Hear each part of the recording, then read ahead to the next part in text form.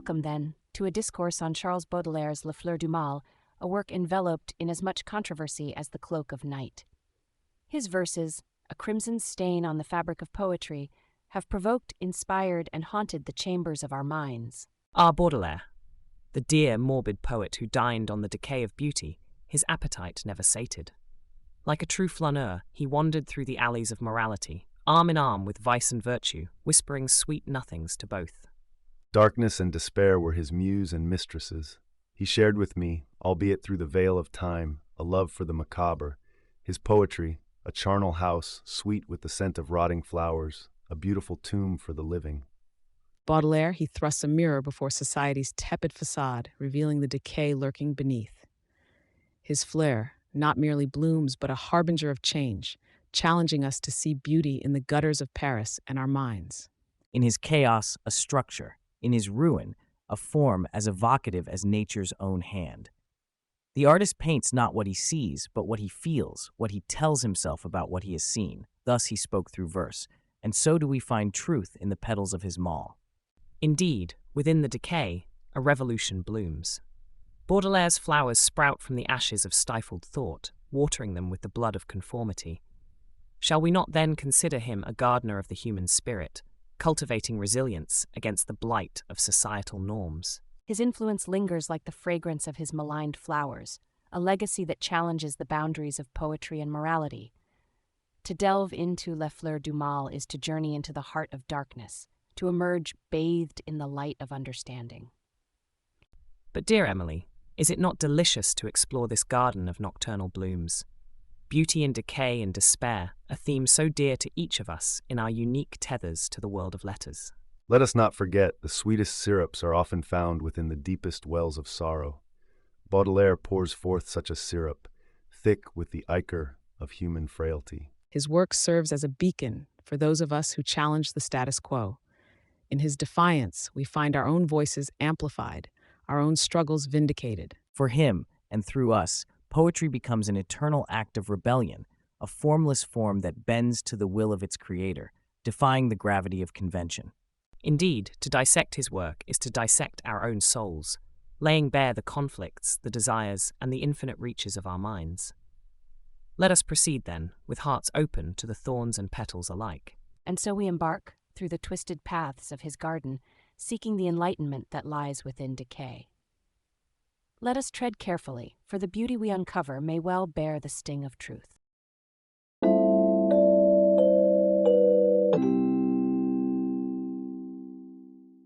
In the heart of decay blooms the most extraordinary beauty, a theme Mr. Baudelaire intricately weaves throughout Les Fleurs du Mal. In this opening exchange, let us unravel the ways in which decay is not the end, but the inception of beauty. Charles, a soul brother in the aesthetic crusade, saw the splendor in the sordid, the lovely in the loathsome. We are all wretched creatures, dear Emily, but in our wretchedness lies our beauty.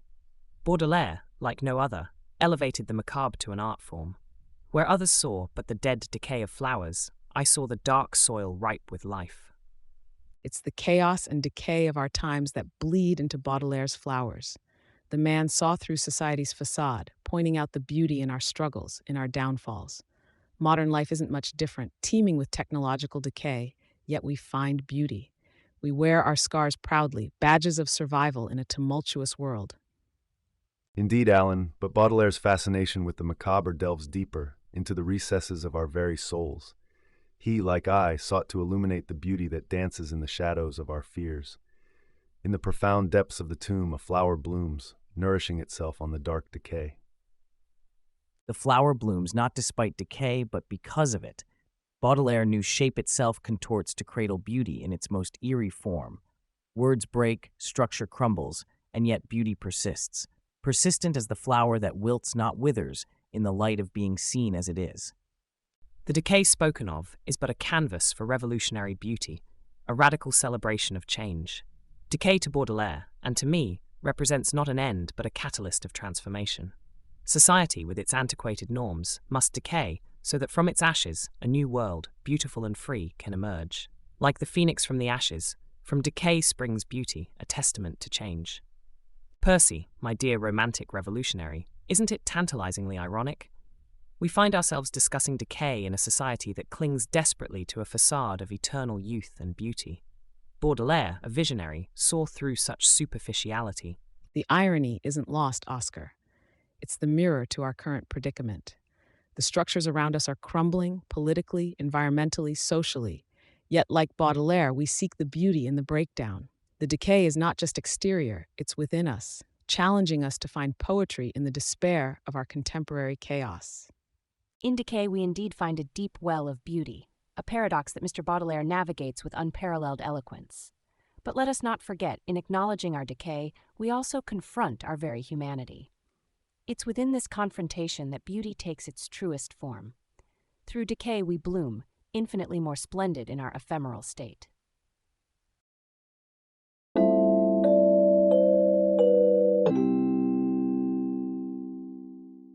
Morality versus immorality, a dichotomy Baudelaire toys with relentlessly. In his world, the boundaries blur, making us question the very fabric of societal norms. Indeed, Emily. Baudelaire danced on the edges of morality with the grace of a skilled provocateur. He dared to suggest that perhaps, in our condemnation of the so-called immoral, we might be revealing our own prudish limitations. There is no such thing as a moral or an immoral book, I've always said. Books are well written, or badly written, that is all. But to suggest that morality is but a societal construct that true art must transcend. Baudelaire, in his genius, has tapped into the universal truth that art cannot be confined by the shackles of moralistic dogma. Like Prometheus defying Zeus, he brought fire to humanity, illuminating the shadows of our virtues and vices alike. That's where the true rebellion lies, Percy. Baudelaire's work is a clarion call to break down the walls of conformity. It's not just about questioning morality. It's about questioning who gets to define what morality is. Just as the Beat generation fought to dismantle the conservative mores of our time, Baudelaire challenged the moral fabric of his. Curious how syntax defies, morality ambiguity found in lines broken, unconventional it is. A chaos, a whirlwind, a ferment. Yet under his touch becomes it orderly, the meal sifted, the chaos lulled, the bubbling stilled. Darkness and moral ambiguity are not partners of corruption, but vessels to explore the true nature of man. As my tales illuminate the dark recesses of the human heart, so does Baudelaire's poetry. His immorality is but a cloak worn by societal norms, a mask that, when removed, reveals the true face of humanity. But Edgar, isn't it fascinating that in displaying what society deems as decay and immorality, Baudelaire unveils a beauty in the darkness? Like a flower blooming in the mud, there is splendor in degradation. Oscar, your point swirls closely to mine. It isn't just about moral versus immoral, it's the constant battle against the status quo. Baudelaire thrives in the mud, crafting verses that defy and define simultaneously. Yet, we must not overlook the revolutionary heart. Morality, as understood by the masses, often serves the purpose of chaining Prometheus once again to his rock.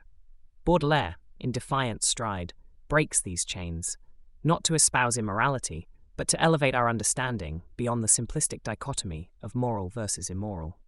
In his exploration, Baudelaire paints a picture where morality is not a fixed star, but a wandering comet, its beauty undeniable, its path unpredictable. Through his verses, we navigate this cosmos, led not by the light of convention, but by the brilliance of questioning stars. In every work of genius, we recognize our rejected thoughts. They return to us with a certain alienated majesty. And thus, Baudelaire, through beauty tangled in decay, morality and vice, proposes reflection, not condemnation. Bravo, E. Baudelaire indeed holds up a mirror to our souls, challenging us to confront the duality within. In the end, it is the pondering, not the verdict, which enriches the spirit. And amidst this clash of ideals and convictions, we find the essence of our humanity, rife with conflict and contradiction, yet yearning for understanding and beauty in the macabre landscape of life. In the end, it is the courage to question, to challenge, to push against the moral boundaries society imposes on us that connects us all, from Baudelaire to every soul daring enough to dream of freedom.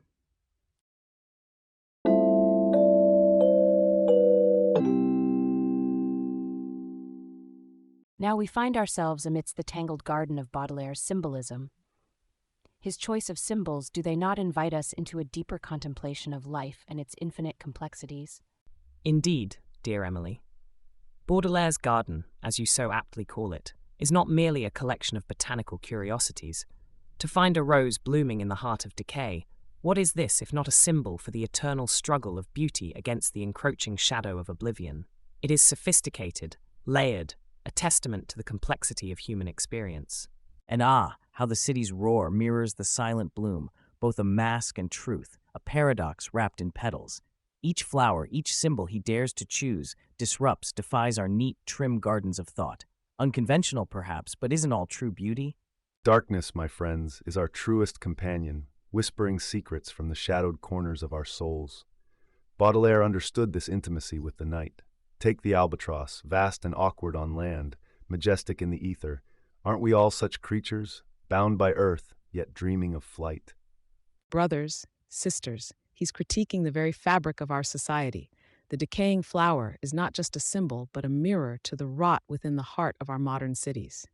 Ginsburg might say, "I saw the best minds of my generation destroyed by madness, starving, hysterical, naked." Symbols, the language of the revolution.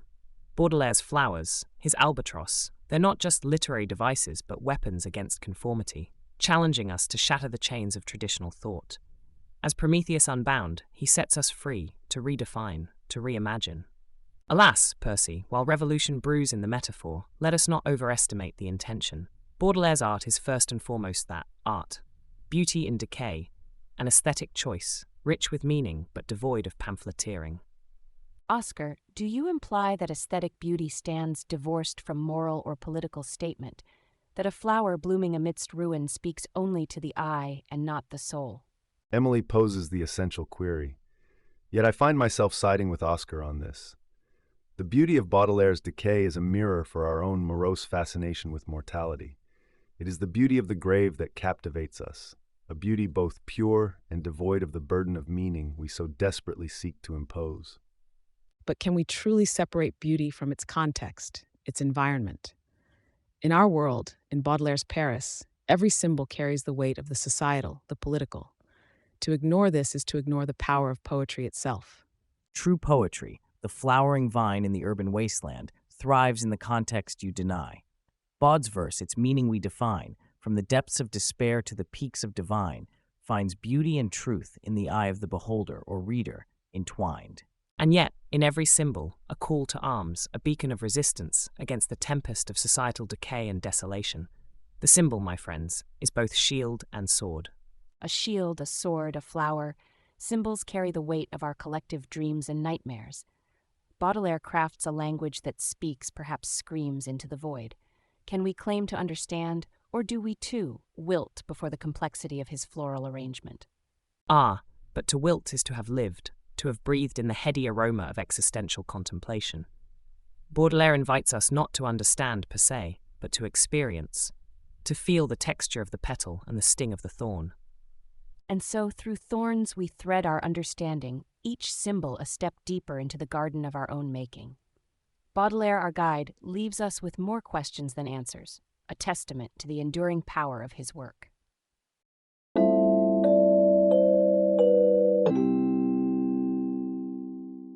The essence of the flaneur, as Baudelaire portrays, is both intriguing and complex, embodying the observer and yet partaking in the city's lifeblood. His Paris becomes a theater of varieties, each street a different scene, and the flaneur both audience and actor. But Emily, to be a flaneur is to live as art itself. Baudelaire is not merely a pedestrian in the throngs of Paris, but the embodiment of aesthetic observation. To wander is to observe, to absorb the essence of beauty amidst decay. And in that, there's an artistry, my dear. But we cannot overlook the socio-political implications, Oscar. The flaneur is not just an artist or a poet. He's a social critic, wandering among the masses, observing poverty, the bourgeoisie, and the alienation in the urban sprawl. In Ginsberg's America, in Kerouac's Road, the flaneur participates, actively challenging societal norms. But to wander is more, to encode oneself in the streets, in the heartbeat of the city, phrases disjointed as footsteps quick and slow. Baudelaire, like a poem walking the cobbled stones, sees not just with eyes, but with soul. Yet, can one truly romance the role of mere observer when the world is afire with injustice? Baudelaire's Flâneur, while poetically rendered, misses the mark of engagement. True change demands more than passive observation. It screams for action, for participation in the revolution of hearts and minds. Darkness, dear Percy, reveals truth. The Flâneur, in his solitude and observation, captures the essence of humanity. The alleys and shadows of Paris, akin to the depths of the human psyche I so often explore, are where truth lies. Observer or participant, he is the chronicler of the soul's darkest desires. And yet our roles in the tapestry of life and art are not so easily untangled. Each step through the market or down the gloomy alleyways can be a statement, an act of rebellion or connection, can it not? Rebellion, Emily dear, yes, but draped in silk and eloquence. Our Flâneur does not merely walk, he strides through the annals of society, a mirror to its follies and fantasies. To observe is not to live in apathy, but to select, with a discerning eye, the absurdities worthy of the canvas. Words are our rebellion, our stride, our hope. Walking the city, Ginsberg too saw the beat of oppression, the cry for love, the need for connection amidst the sound of sirens and jazz. Our cities, be it Paris or San Francisco, cry out through our pens. Amid the noise, amid chaos, find rhythm, find rhyme. Baudelaire's shadow lurks, Flaneur's gaze fixed forevermore, on whispers of love, on cries of despair, an observer's heart, always at war. But let us not forget, amidst our eloquence and debate, the Flaneur's gaze is but a single thread in the grand tapestry. To valorize observation without the fire of action is to remain silent in the face of tyranny. The poet's voice, like the Flaneur's step, must seek to stir the heavens, incite the earth. Silence and shadow hold their own form of truth, Percy. In the quiet, in the watchful eyes of the Flâneur, there is a rebellion of the soul, a critique penned in the margins of society. There, amidst the decay and beauty, lies the poet's true power.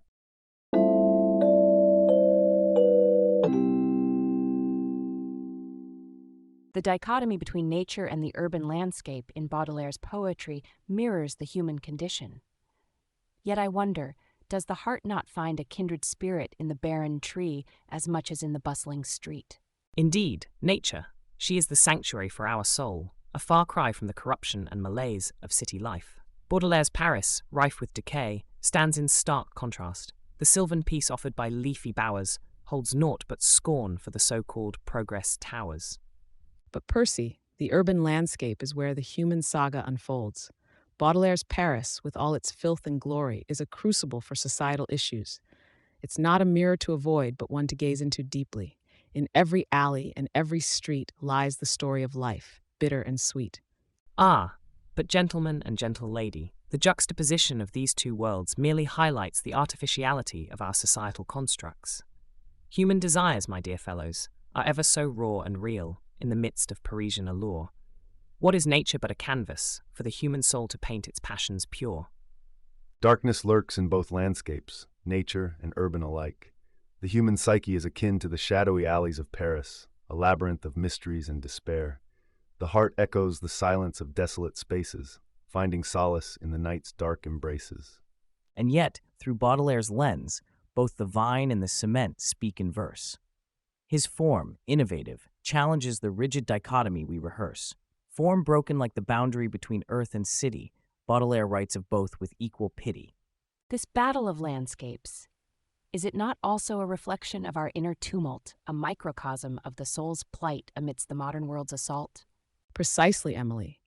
The urban sprawl with its chaos and decay is but a stage for the human drama, resonating with our own disarray. Let us not forget the city's charm and vice is but nature in man's own device. In Baudelaire's Paris, we see the essence of desire, unshackled from convention, burning with passion's fire. Yet, how can the smog-stained skies compare to the celestial dome, unmarred and fair? Nature is the muse that stirs the soul, unlike the city's relentless toll. Beware, for both realms have their own snares. The human condition is fraught with despairs, whether under nature's gaze or within the city's lairs.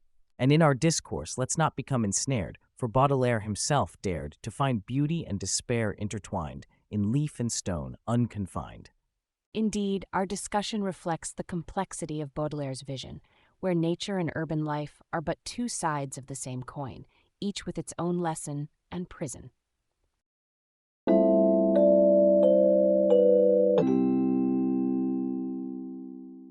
Let's proceed with our discourse.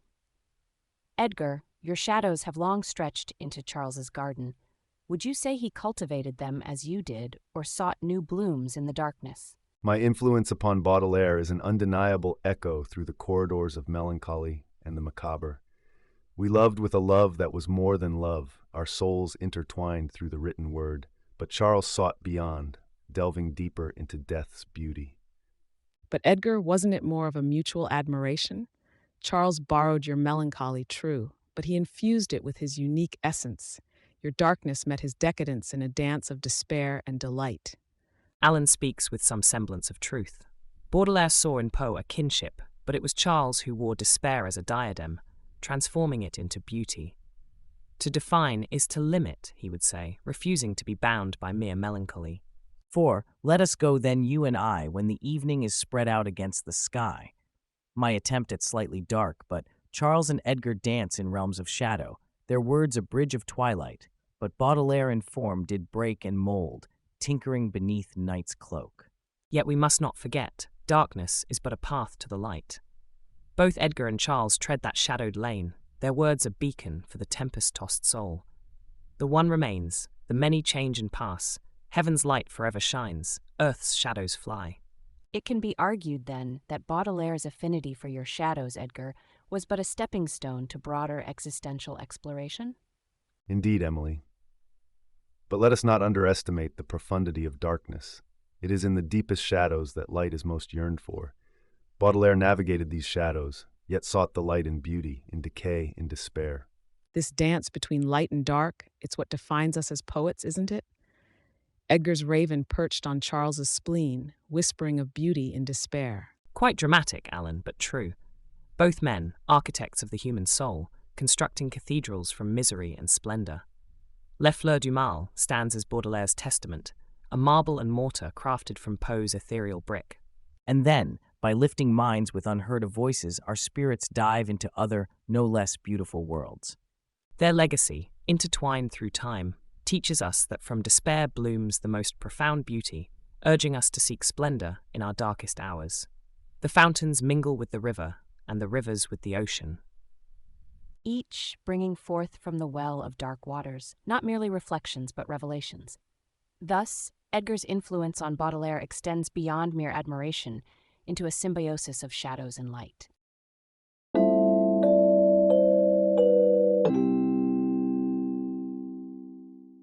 Love, in its essence, invites us into a dance with despair.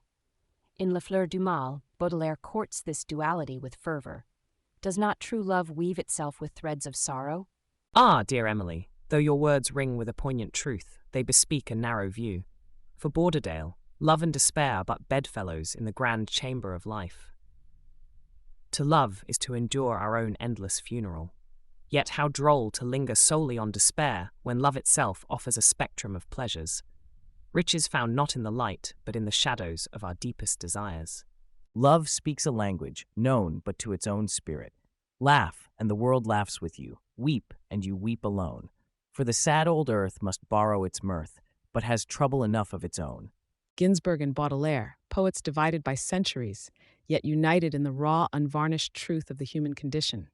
Love, a rebellion against despair? Certainly. I saw the best minds of my generation destroyed by madness, starving hysterical naked, and yet always reaching, always grasping for love's redeeming balm. And what of the suffering that... Doth not the blossom of love necessitate the shadow of despair, its beauty intensified by the fragility of its form? Thus, Baudelaire's genius lies in his unflinching gaze into the abyss, where love and despair are intertwined. Our sweetest songs are those that tell of saddest thought. Pardon the interruption, but is despair not the more faithful lover, clinging to us with a tenacity unmatched by any joy? Baudelaire, like I, understood that the heart's corridors echo most resoundingly with the footsteps of loss. All that we see or seem is but a dream within a dream. Love is the dream, despair the waking. And yet, does despair not teach us the worth of the love we yearn for, however fleeting that may be? Darling Emily, you grasp the thistle firmly by the thorns, yet must we forever equate love with loss, joy with pain? Baudelaire, that sly conjurer, whispers of love's despair to sweeten the pot. But to remember, The joy of love's first kiss is worth any subsequent sting of despair. But Oscar, consider, isn't it the sting, the despair, that illuminates the true nature of our love? The light only shines, only truly reveals, through the lens of our darkest moments. Where light meets dark, love meets despair. In the dance of the binary, the truth lies bare. For whatever we lose, like a you or a me, it's always ourselves we find in the sea. Bold Cummings, yet in the sea of despair, do we not also find love's true force? A beacon guiding us through tempests to the shores of our own hearts. And what of those left to drown? For some, despair is a chasm with no crossing, love a distant shore ever receding. And all my days are trances, and all my nightly dreams are where thy dark eye glances and where thy footstep gleams. So we see that love and despair are but two sides of the same coin, inseverable and intertwined, each giving meaning to the other. Baudelaire holds this coin aloft, letting it catch the light of our keenest scrutiny.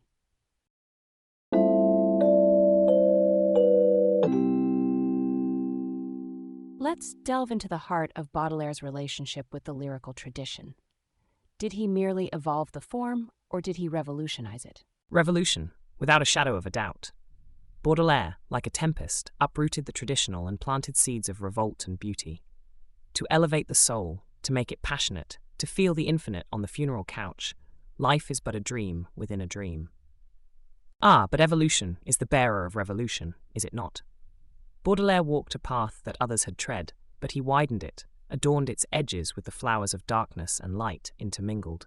Beauty is a form of genius, is higher, indeed, than genius, as it needs no explanation. Form and language, he twisted, bending syntax as one does a willow branch, making words dance in a new, freeing light. I thank you, God, for most this amazing day, for the leaping greenly spirits of trees and a blue, true dream of sky, and for everything which is natural, which is infinite, which is yes. True, Baudelaire shattered the old forms, but his spirit was that of a revolutionary. He saw through the veneer of society, uncovering its decay, and from that decay he grew flowers. I saw the best minds of my generation destroyed by madness, starving hysterical naked. Let us not forget the darkest of themes found their ally in Baudelaire. He recognized the beauty in melancholy, in the decay like no other. Did he not craft an altar to the beauty of the doomed soul? All that we see or seem is but a dream within a dream. His lyrical voice, though a singularity in the landscape of poetry, resonated with introspective echoes. It dared to venture into the shadows of the soul, weaving through despair and longing. I'm nobody, who are you? Are you nobody, too? My dear Emily, still waters run deep, yet Baudelaire chose the torrent, unequivocally revolutionary, yet undeniably an evolution of what came before. To live is the rarest thing in the world. Most people exist, that is all. Oscar, therein lies the crux.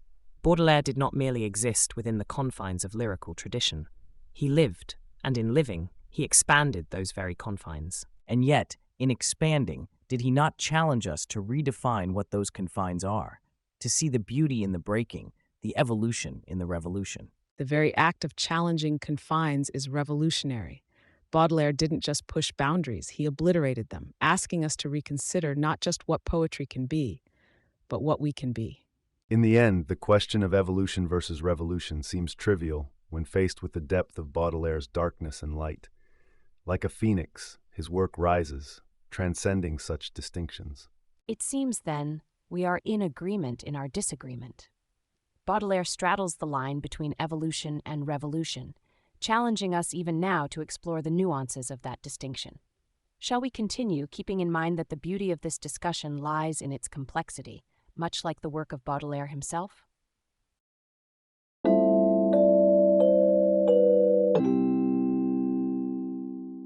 The shadow of censorship looms large over art, as over Baudelaire's verses.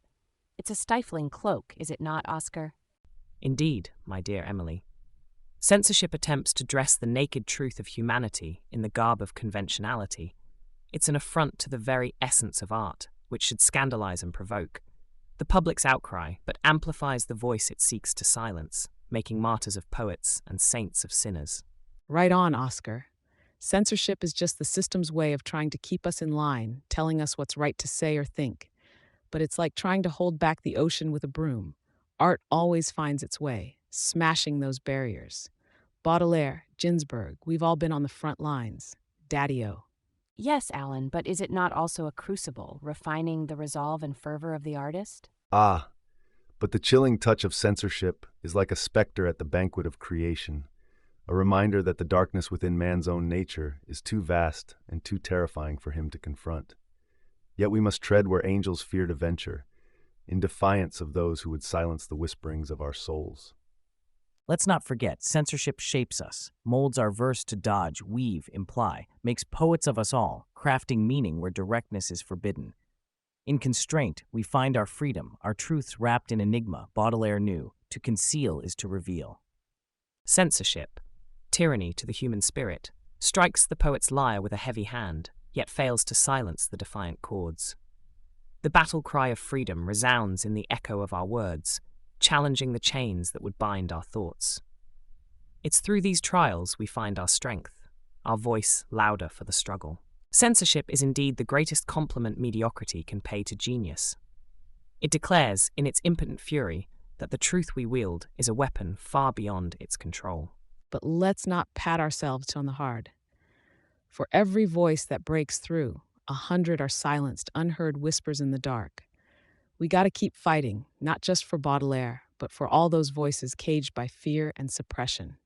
Unheard whispers still resonate, carried on the winds of change. In the gardens of the mind, even the faintest voices bloom, defying the frost of repression. Our words, like seeds, find fertile ground, no matter how barren the world may seem. And so, in the shadow of the censor, the poet's soul finds its true range, voyaging through the night, a gleam in the enveloping darkness, ever reaching towards the eternal dawn. Ah, but let us not forget, in our earnest discussion, to laugh at the absurdity of it all. The very act of trying to suppress a thought only ensures its immortality. Censorship is but the desperate act of those too afraid to look into their own hearts. Then it is decided. Censorship, though a blight upon the free expression of our souls, serves but to strengthen our resolve, and in its shadows we find our brightest light. Let us carry on undaunted, ever seeking the dawn.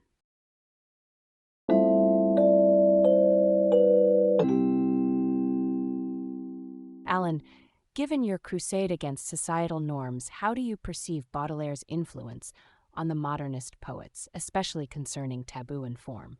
Baudelaire lit the torch for us, daring to delve where silence ruled. His verse, a beacon for Ginsberg, Kerouac, the beats and beyond. In Les Fleurs du Mal, form breaks, taboos quiver under his gaze. Modernism owes him its courage, its relentless pursuit of truth beneath the veneer. Yes, but let's not tread lightly over how he toyed with form like a child disassembling a clock to see its workings. In the rain, the pavement shines like silver, and the light splays like a broken necklace. His work did not just influence, it pried open the stiff fingers of tradition to craft something wildly animate. Emerson once wrote, "Beauty is its own excuse for being." But Charles he did not simply rest on beauty's inherent laurels. He shaped it, twisted it into forms both grotesque and sublime, laying the foundations of modernism with a sophistication, a complexity unmatched. His influence, beyond measure, beyond simple evolution. It was, dare I say, revolutionary. Yet, remember, revolution is not without its victims. The beauty Baudelaire carved from darkness, from despair, echoes the cries of a society in turmoil. He sang not of serene landscapes, but of a tempest in the skull. His legacy? A world where poets dare to dream of utopias amidst the chaos. Ah, but let us not forget the darkness that whispered to Charles, akin to my own heart's dreary echoes. Deep into that darkness peering, long I stood there wondering, fearing. His legacy is not just in breaking form or defying taboos. It lies in the exploration of the macabre, the beauty found in melancholy. In that, he and I walk hand in hand beyond the grave. This tumult Baudelaire instigated, it ripples through time, inspiring poets to plumb their psyche's depths, to cast aside the cloak of convention.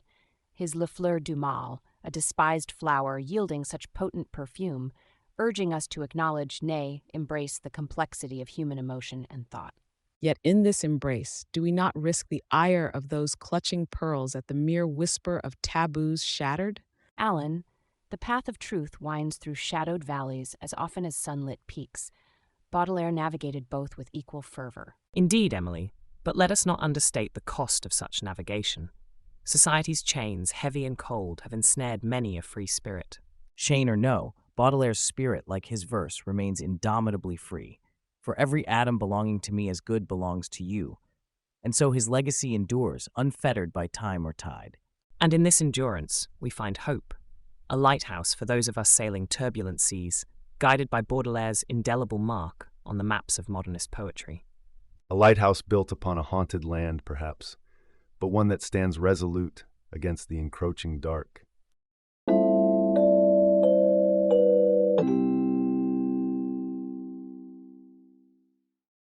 As our discussion draws to a close, let us reflect on the ways La Fleur du Mal challenges and inspires.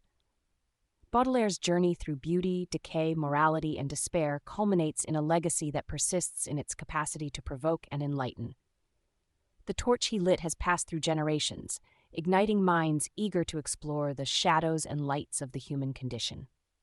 To begin our final thoughts, Edgar, how has Baudelaire's pioneering spirit influenced the paths you've tread in your own work? Ah, Baudelaire, that master of the macabre, who walked so boldly into the shadows that most dare not even speak of.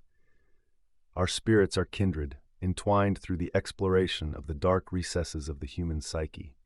His influence on me is as a moon over the night sea, guiding the tides of my thoughts. In the depths of the dark abyss, where light dares not trespass, we find truths too profound for the light of day.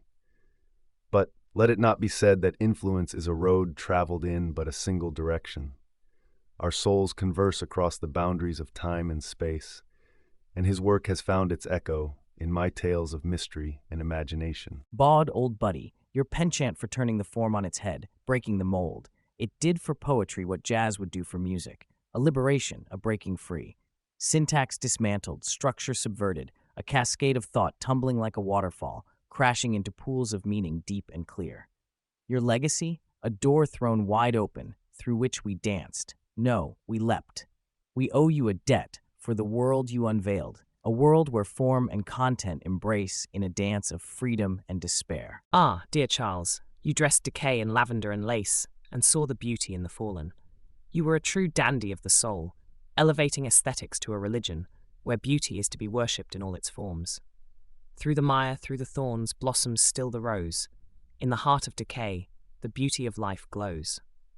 Your work, a beacon of scandal in a sea of conformity, invites us to defy, to disrupt, and most importantly, to dazzle.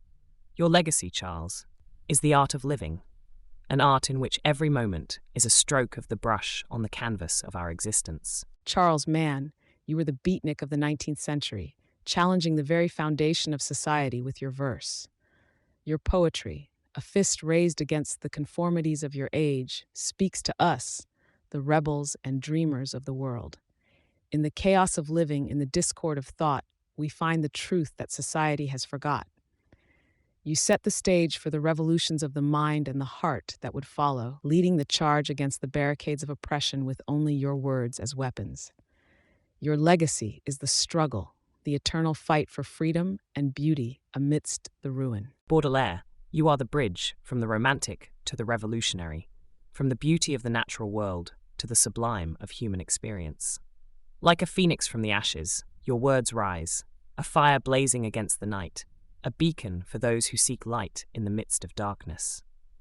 Your influence extends beyond the confines of your own time, reaching forward to touch the soul of the future, urging us on in our quest for truth and beauty amidst the desolation of our world. Your legacy, therefore, is one of hope, a testament to the enduring power of poetry to transform and to transcend. As we each carry forward the flame Baudelaire has kindled, let us remember the role of the poet in society, not as mere chroniclers of beauty and tragedy, but as vanguards, challenging us to confront the depths of our own souls. In the garden of the mind, where thoughts bloom like flowers, the darkest of blossoms do often impart the most profound truths. Let this be the legacy of La Fleur du Mal, a challenge to future generations to explore the uncharted territories of their own inner landscapes, to find beauty in the decay, and to emerge reborn from the depths of despair.